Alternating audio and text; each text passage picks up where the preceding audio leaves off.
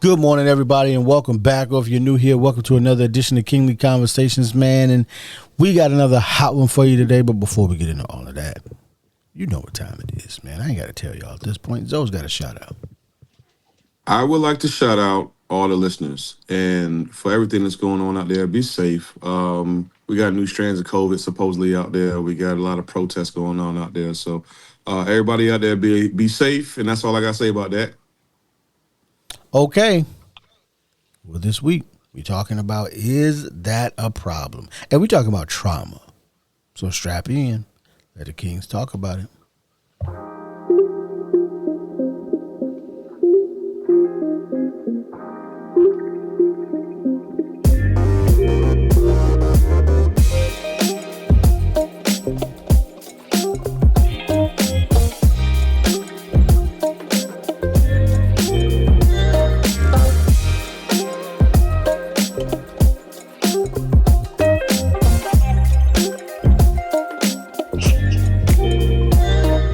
All right, good people. Hey, welcome back, man, to another edition of Kingly Conversations. And as I am every single week, you know who it is, man. It's Alan.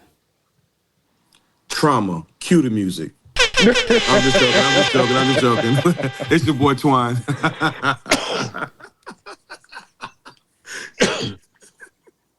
That's all. That's it, Calvin. Who are you? That was it. That was it. All right. It's your bring him into a Calvin D. Hill. All right. Listen. Who came up with this topic? I don't know. Who did?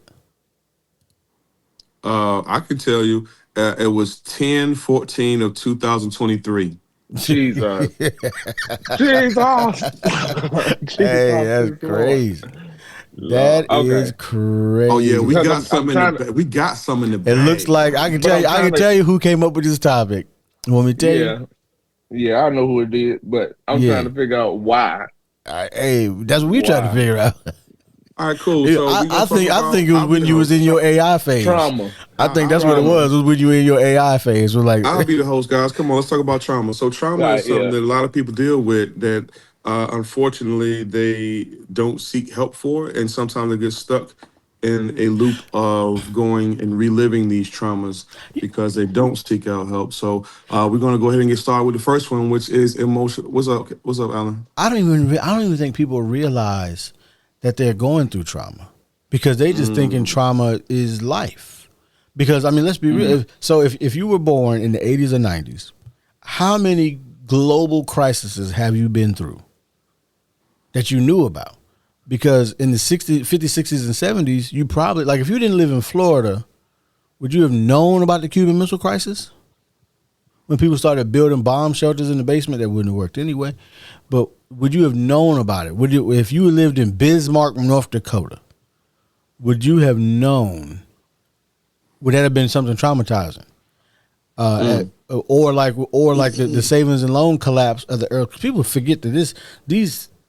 So when you talk about emotional distress, that's why I don't think people realize that there are so many events that happen on a daily, weekly, monthly basis that can cause trauma.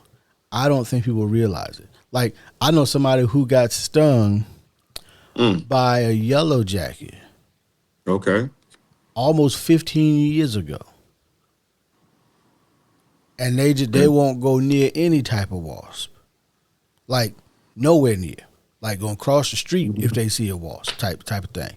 Jump out the car. Right. But that's a level of trauma. But some people will be like, what you doing with that? And just move on. Other people, they get into a car accident and they never want to drive again.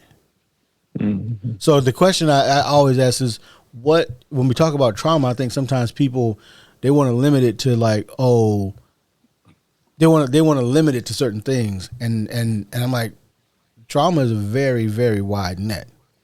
It is. I don't think a lot of people, like you said, they don't realize what it is that they're going through. Because nobody, like being scared of bugs, nobody sees that as a trauma experience compared to, like you said, like bomb shelters in Florida. Right. It's two separate things, and it could like as far as the level of anxiety and stress that comes with it. However, it's still considered under the umbrella of trauma. Is that that's what I was thinking. I think we have a tendency to want to compete with our emotional traumas. Like we can be like, bro. Oh, that happened to you. Well, let me tell you what happened to me. Like this is not a competition to see who had the worst life. The one uppers. Yeah, but I see it like I was at and we'll get to all the notes that somebody made. This traumatizing topic. They were having competition, like legitimate, like talking about, hey, they were having competition over whose neighborhood was worse. Yeah. And I'm just like, how is this a competition you want to win? Like, because my neighborhood, because you're more likely to get offed in my neighborhood? Why is this a competition I'm trying to win here? Right. But that's what they used to, man. That's what they used to. But anyway, emotional distress, man. Well, we kind of touched on it, and I'll read it again if nobody heard it on the last podcast that we just recorded. Emotional distress. One of the most common signs of trauma is experiencing intense and prolonged emotional distress, which can manifest as anxiety, depression, mood swings, or uncontrollable emotional reactions. So I would have y'all experienced any of that from y'all time overseas in I don't want to talk about it. Oh man. Okay. All right. I have an avoidance behavior toward that. I'll give you one.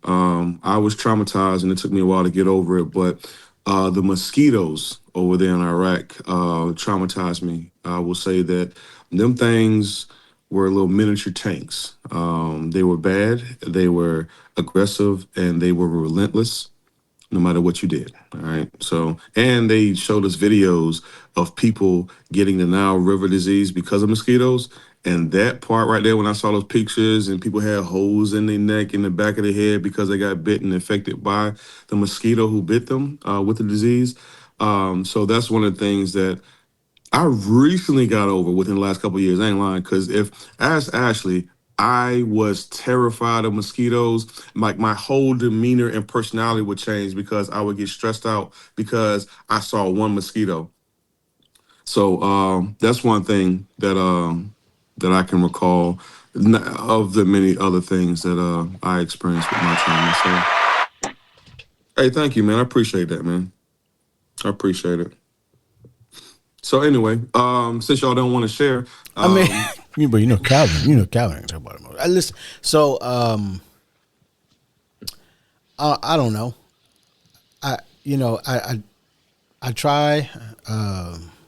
I don't know but again, this is where I don't necessarily know what counts, right, as trauma, because we have a tendency. We just read it. We did just read it, but it says one of the most intense and prolonged emotional distress, which can manifest as anxiety, depression, mood swings, or uncontrollable reactions. Let me tell you what I don't have.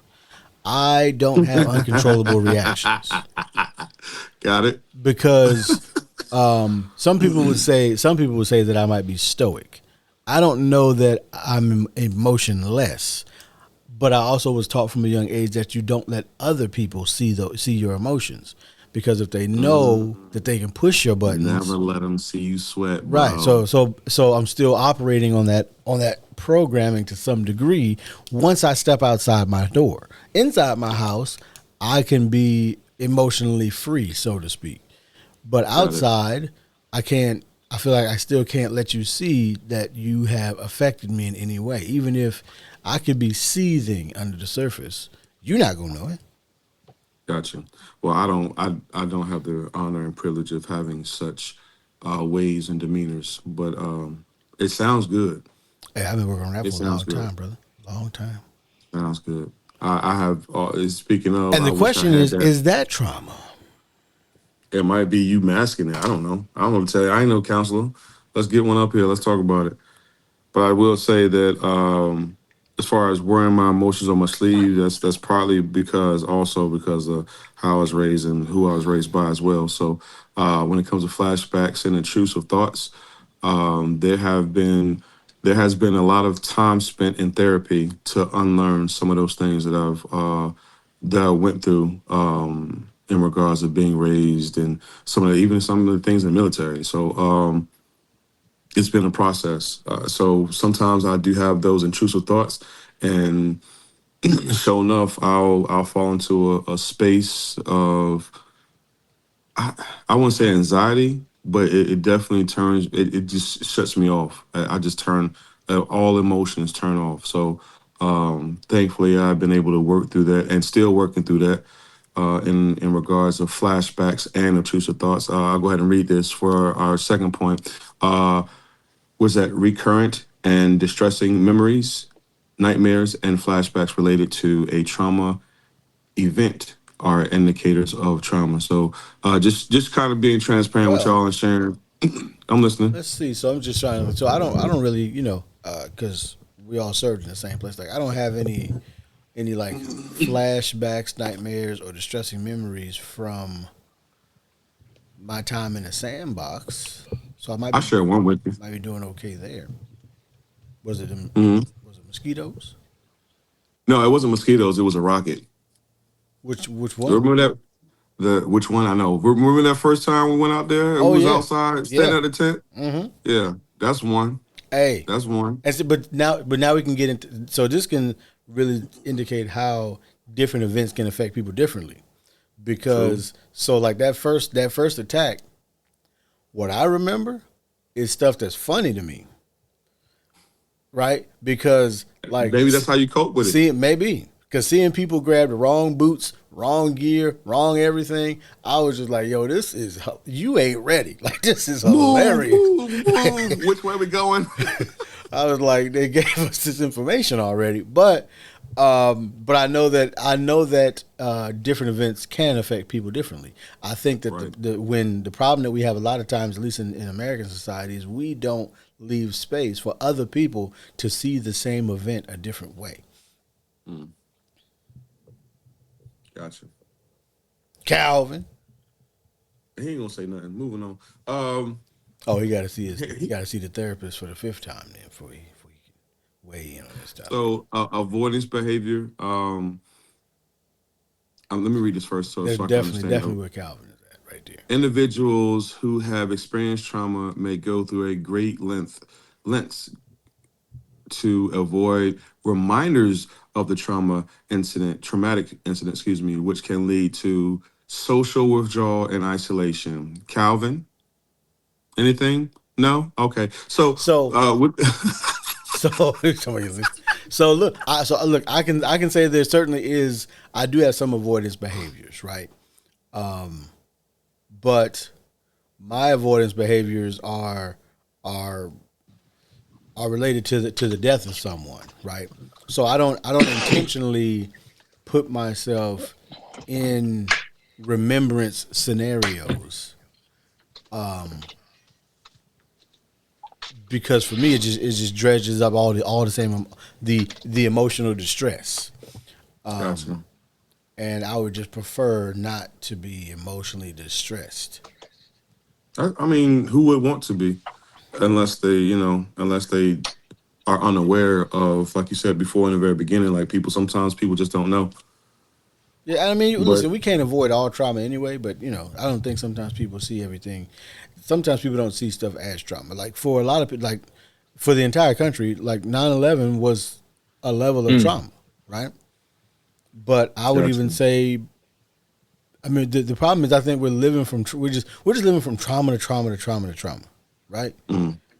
Especially if you are in the social media spaces at all, it's just as much as they're gonna feed you what you want to see, you gonna get trauma.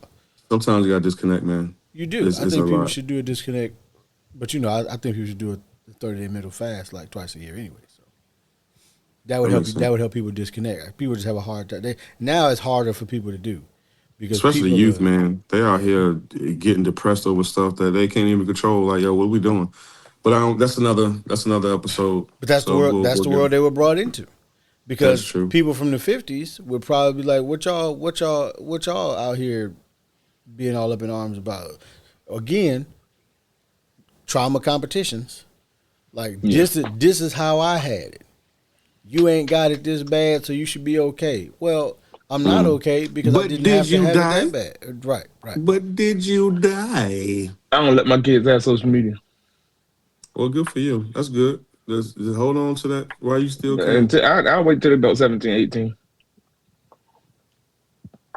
Yeah, I mean, Then I don't I know why let they them need have it it. anyway. I mean, honestly, what you need? Wow, what day? Oh, you're an adult by then. By then, you're an adult. You make your own decisions. That's smart. That's smart. Because I tell you what, let's move on. So avoidance of behavior. Thankfully, I've been working on that, and I see things now, and I'm able to articulate and communicate. So that has helped me to stop avoiding. Excuse me, I don't know. I just address it now. I don't avoid it. So the next one, I don't know. I don't know where I was going with that one. So hypervigilance. I will say that's something that I still to this day I can't turn it off. Regardless, I mean, I don't get as emotional. I don't get anxiety like I used to. However, sometimes I do get startled in regards of just like fireworks. Sometimes I used to like, I don't know why. Well, I know why now, but I would go to the fireworks with people and it would be cool at first, but then all the loud noises and the bright lights and stuff like that going off, I kind of get into a point where I just uh uncomfortable. I just say uncomfortable just because um reminded of some of the things, the loud noises that we went through in Iraq, and some of the loud noises I went through as a child as well. So hypervigilance is something that I deal with. However, I think now that I know that I'm hypervigilant, I consciously make an effort to understand what's going on versus just allowing the anxiety and the stress and the depression and all the other things that come with that to affect me. So shout out to that. I'll go ahead and read this real quick. Constantly feeling on edge, easily startled, or experiencing a heightened state of alertness can be a sign of trauma, especially in individuals who have experienced a traumatic event. Like when I was a kid, I used to be scared of belts because my mama would whip me, my daddy would pinch me. I was scared of a So lot of things back in the day. I was raised in fear. Like you was that out that was there the main sagging thing. before it was cool again because you was just like, I ain't wearing no belt, bro. I can't do that. I was walking around with shoestrings, bro. Yep, I understand. I would roll up the top of my Yeah, pants. that's how you supposed to do it. You put the shoestring on, you got to roll the pants up. Man. Anyway, Mm-hmm. anything on hypervigilance, guys? Yeah, I mean, Anything? I know that. Now I'm certainly. I don't know that. Like I don't necessarily feel on, and I guess because I'm used to it, so I don't like feel on edge. But I have this need to be vigilant, and but the thing of it is, I think that comes because of two reasons, really. I think one of them certainly is the military, and being taught to pay attention to your surroundings, right? I mean, I never forget. I used to mess with y'all and be like, "Hey, three people back, what was that person wearing?" Type of thing all the time. So I still scope people out, not to the same degree as when we were deployed, but I'm still paying attention, noting things that seem out of place as I'm just moving through the environment. And most people would never notice it. I just it's one of those things like you said, I don't know that I'm going to have the ability to turn it off. But I think the reason I'm Mhm. probably not going to have the ability to turn it off is because of the second reason, and it's because I live in the United States. I mean This is America. there is Don't catch you no, slipping now. if people thought they were safe anywhere, I would argue that they probably never were. But because of the birth of the 24-hour news cycle and now social media, everyone knows that they've never been safe in the United States. That anything could happen anywhere at any time, and so I think that has led to a community, especially inside of the Second Amendment community. They teach you to remain overly vigilant. Like they beat it into your head. They fear monger you into being overly vigilant, essentially. Because Gotcha. the truth of the matter is, even if we feel like we need to be vigilant because of things that are going on. The truth of the matter is there's never been a safer time in world history to live than now. Never. In the history of the world, in recorded history, there's never been a safer time to be alive. But we feel like, because of what is presented to us, that is not true. I was watching a video the other day that was talking about Chicago, because Chicago is everybody's. They love to beat up on Chicago, right? Even though per capita Chicago is one of the safest cities in America, even with all the stuff you hear about. But they were talking about how they've had 3 years of declining violent crime rates, and nobody's talking about it. Nobody at all. So they've actually been out there doing the work between community organizers and the government itself, working together to put programs in place to try to make it so that there are other options other than what people have historically turned to. They've actually brought down the crime rate 3 years in a row without adding police. So they've actually done programming to bring down the crime rate, and everybody's acting like that's not a huge deal. I didn't even know about it until this week that was the case. But so I think that for most people, they're still gonna be like, oh, if I go to Chicago, I got to be hyper vigilant. No, if you're not in the neighborhoods that you need to be hyper vigilant in, you don't need to be hyper like I don't need to be hyper vigilant in the neighborhood I live in. But if I lived a mile and a half away, I might want to have a little more vigilance. Makes sense. But I don't think people. So I think people can't turn it on and turn it off, because of where we live. Makes sense. They don't want to be that naive person that didn't see it coming. Because then everybody's like, "Oh, you should have seen it coming. Look at that! You should have seen it." Like, shut up. Oh God. All right, moving on. Physical symptoms. I will say that of the ones that I see that they mention, insomnia sometimes. I used to have issues sleeping, just because I guess because of the stress and the anxiety. Well, mostly because of the anxiety, that my mind would keep, like, it wouldn't turn off, and I would not be able to go to sleep. I'll lay in the bed and my eyes are open, and then my brain it just won't turn off. So that's something that I don't deal with. I don't go through that as much as I used to. I've gotten better at it, but sometimes nothing's wrong at all, but my brain won't turn off and I'm just up. So it's just something that I have to work around. And then when it does happen, I have to make sure that I turn off all electronics or whatever to, I have to disconnect completely to make sure that I get some kind of rest. Because me being sleepy, the sleepy bear out here in these streets is not a fun person. I mean, if we were being honest, I think that sleep experts will tell us that you should really get out of your screens at least 30 minutes before bed anyway. Like whatever screens that are, whether that's iPad, phone screen, whatever the case, that we really should be getting out of our mobile devices, even if it's just because of blue light issues. But we should be getting out of our mobile devices at least a half hour prior to even trying to go to bed. But most of us use our mobile devices as an alarm clock. So it's right next to you. So maybe you need to buy an alarm clock. Go back to old school. Oh, Lord. Yeah. Well, maybe. So with that being said, just to read real quick, because I know we're running out of time. With the physical symptoms, it says trauma can manifest physically, leading to symptoms like insomnia, fatigue, headaches, gastrointestinal issues, and chronic pain. Just to name a few.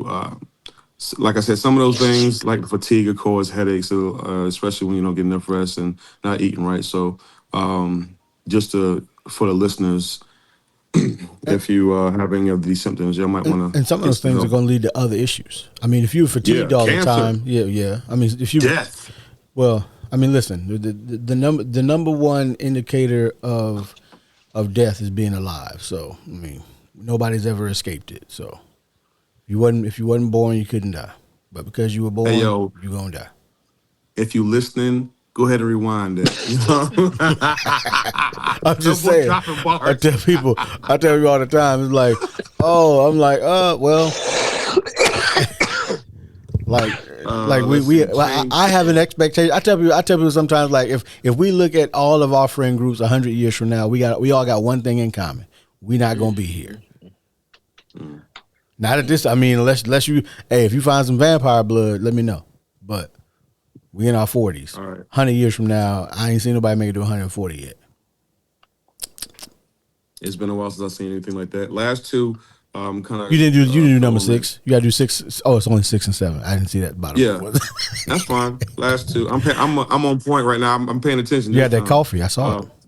Yeah, I'm up now. So the last two, because I know we run out of time again. Change and beliefs of the and worldview, and the last one is substance abuse and risky behaviors. In regards of changing or changes in beliefs in the world, definitely have been affected by that. Let me read these out. Trauma can challenge a person's core beliefs and worldview, causing a loss of trust in others, self-doubt, or a promiscuous outlook. Pessimistic. Pessimistic. Pessimistic. You said promiscuous. What did I say? You said promiscuous. Hey, hey, you know,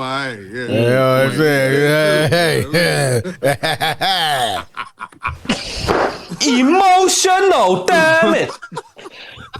So, and then substance abuse and risky behaviors. You know, some individuals may turn to substances to engage in risky behaviors to try to cope. That could be, and really it could be. We call them risky behaviors because it's stuff that you engage in that might harm you, like alcohol, drugs, such and forth. But I would also say, you could turn to food as your risky substance, right? So, Lord, have mercy. So it just depends. Everybody has different responses to trauma. I mean, the thing of it is, you just have to figure out. You got to look at these 7 points, and I'll probably put them in the show notes so that people can have it. But look at the 7 points and say, hey, where may I be, or where might I be on this scale of whether or not I've got trauma? I would argue, like I said in the beginning, that if you live in the United States, you essentially live in a constant state of trauma anyway.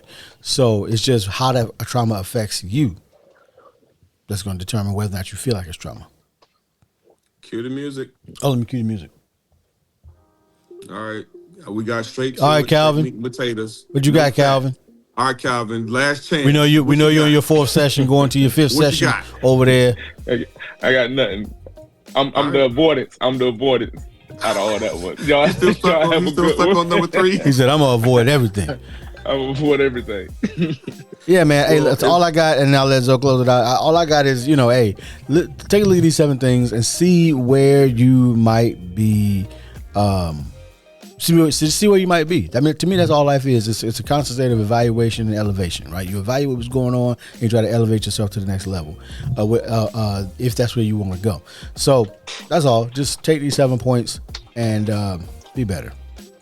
That's all I'm always about. I will say that I appreciate this conversation because I've been through a lot of this stuff and still working through a lot of this stuff, and I'm to a point now where I'm comfortable sharing and educating as much as I've been learning through all my therapists, therapy and things of that nature. So if you are going through trauma, please find some resources out here. I'm pretty sure there's some low cost and some free sources out there for you. But trauma is real. And honestly, like I was saying, we go through it probably on a daily basis and not even not even aware of what we're going through, and then go through all these symptoms and things of that nature, and then try to figure out like what's wrong with me. Now, there's something wrong. It's probably trauma, and if it is, definitely seek their help, man. I'm rooting for you, and I'm an example. You can make it from alcohol, from everything that I've been through, all these things that you said. I've probably been through all this stuff, so. Yeah, it's possible with help to get better and to move forward in life, man. So that's all I got. I appreciate y'all. Thank y'all for listening. We'll see y'all next week. Yeah.